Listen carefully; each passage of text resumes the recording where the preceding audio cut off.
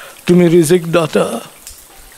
প্রতিটি মেহনতি মানুষ যাতে তার প্রিয়জনের মুখে, তার সন্তানের মুখে, তার বাবা মার মুখে যাতে পর্যাপ্ত অন্ন তুলে দিতে পারে, সমমর্মিতার সাথে তাদের লালন করতে পারে, তাদের চিকিৎসা করতে পারে। হে আল্লাহ, তুমি তাদের সবাইকে এই তৌফিক দান করো।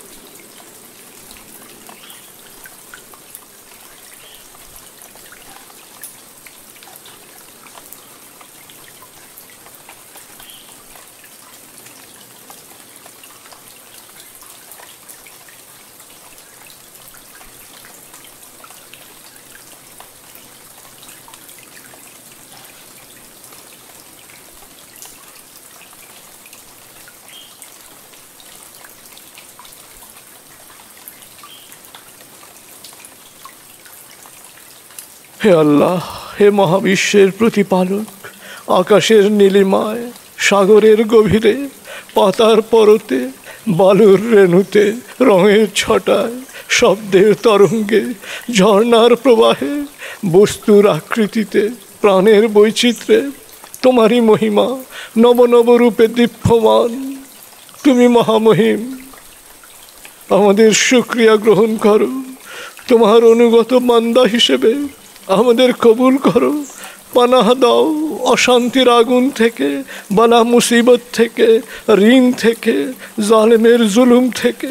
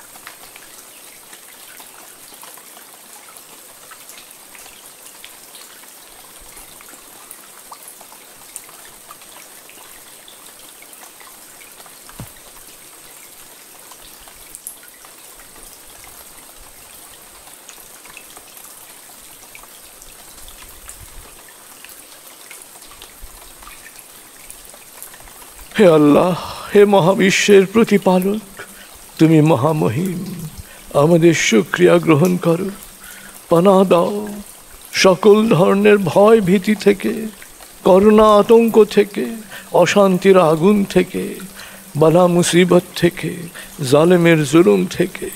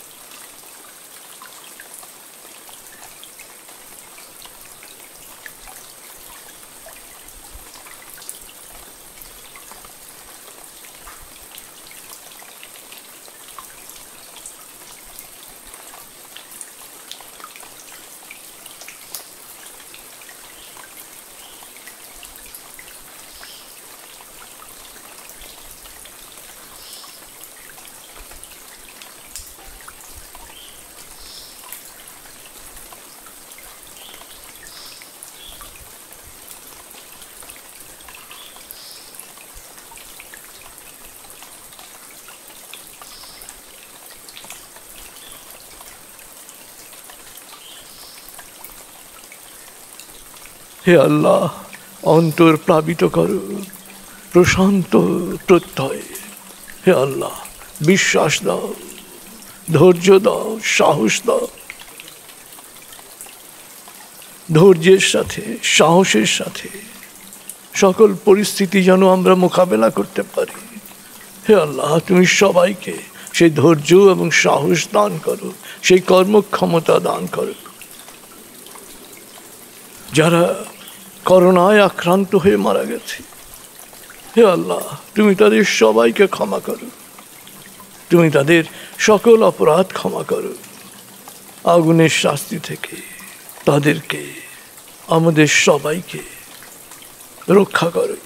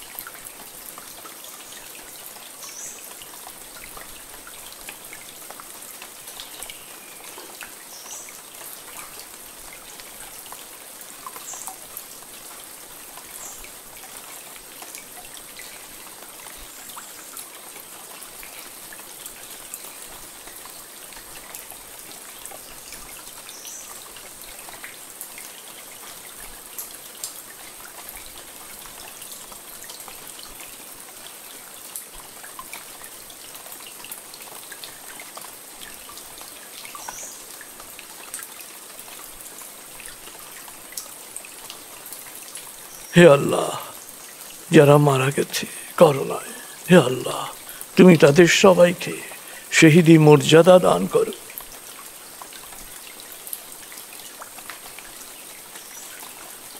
হে আল্লাহ, তার জীবনের প্রতিটি সৎ কাজকে তুমি আমলে সালেহ হিসেবে কবুল করো।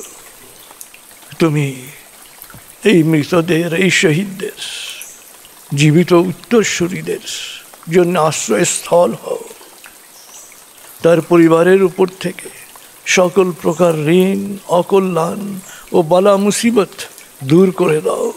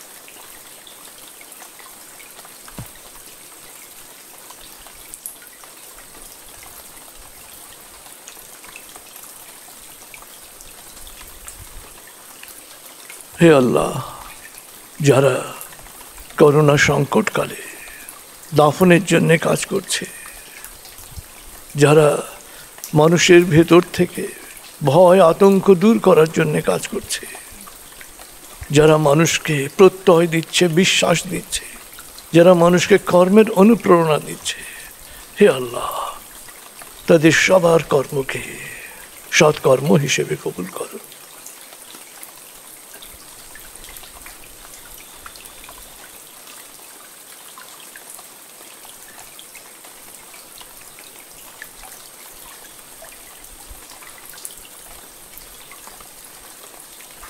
হে আল্লাহ, যারা দেশে থেকে, মানুষের পাশে থেকে ধৈর্যের সাথে বিশ্বাস নিয়ে করোনা পরিস্থিতির মোকাবেলা করেছেন, হে আল্লাহ, তুমি তাদেরকেও শহীদের মর্যাদা দান করো।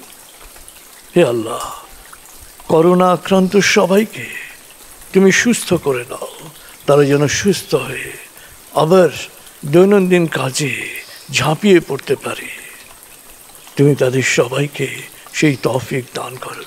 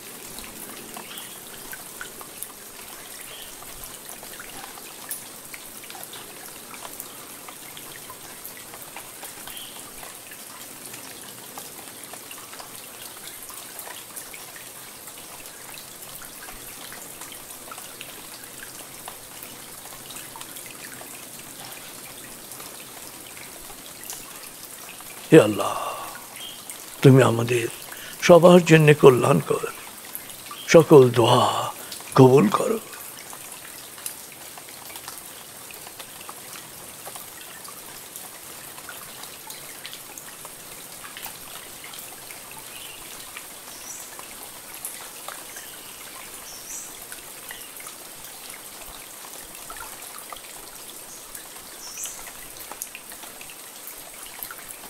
এবার সময় নিয়ে আপনার বিশেষ কোনো প্রার্থনা থাকলে পরম করুণাময়ের কাছে সময় নিয়ে তা পেশ করুন।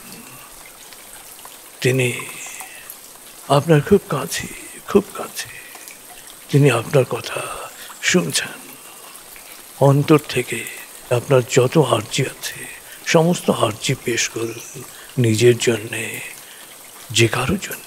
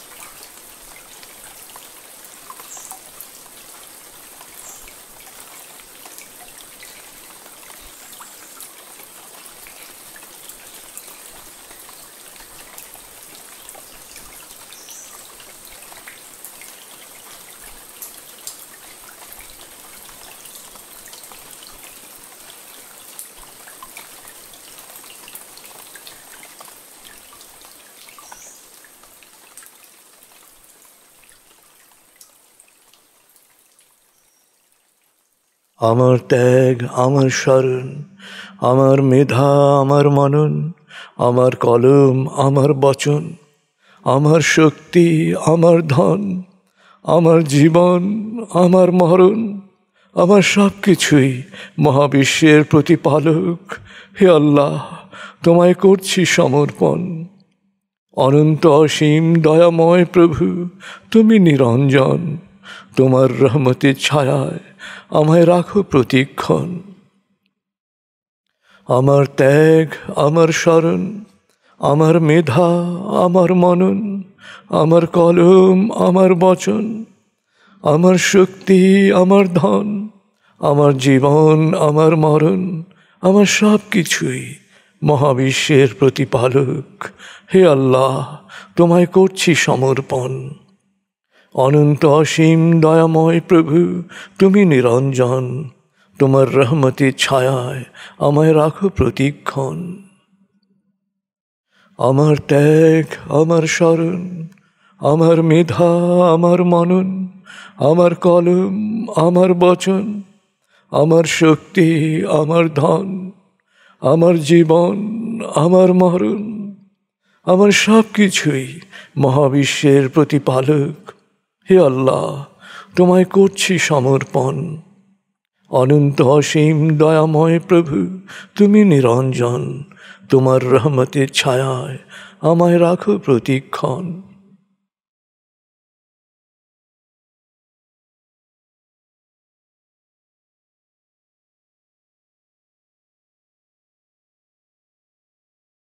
পরম করুণাময়, আমাদের সবার জন্যে সকল মঙ্গলজনক প্রার্থনা কবুল করুন। আমিন।